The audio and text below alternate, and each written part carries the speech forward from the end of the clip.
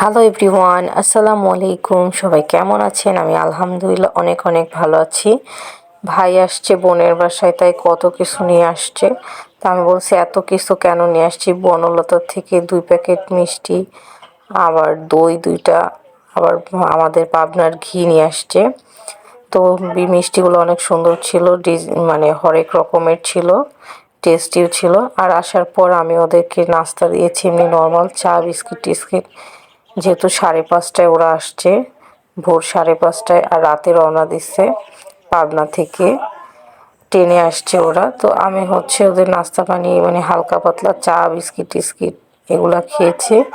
তো আমি এখন সবজি চড়াই দিলাম সকালের ব্রেকফাস্ট করানোর জন্য। এখানে ফুলকপি, বাঁধাকপি, আলু, পেঁয়াজের কালি তারপর দিয়ে চড়াই দিয়ে আমি বললাম চল ছাদে যাই।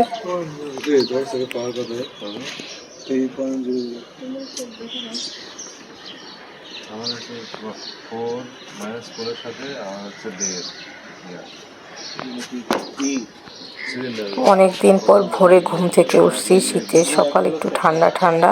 আর আমার দাদির শাশুড়ি এখানে কিছু গাছ লাগাইছে, সেগুলো দেখতেছিলাম। তারপর নিচে এসে ভাজিটা হয়ে গেছে, ডিম ভাজি করলাম। আর কলিজা রান্না করতেছিল আমার শাশুড়ি।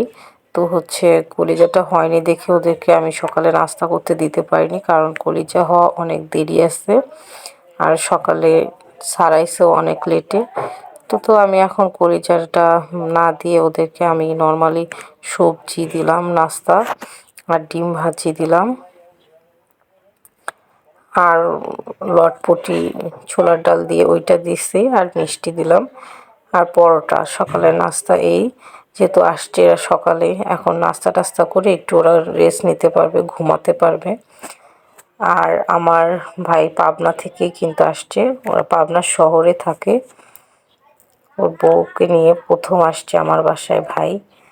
তো এত মিষ্টি টিষ্টি সব কিছু নিয়ে আসছে। আমার শাশুড়ি তো বারবার বলতেছিল তো কিছু নিয়ে আসছে কেন। এখন ওরা নাস্তা করে চা খাচ্ছিল।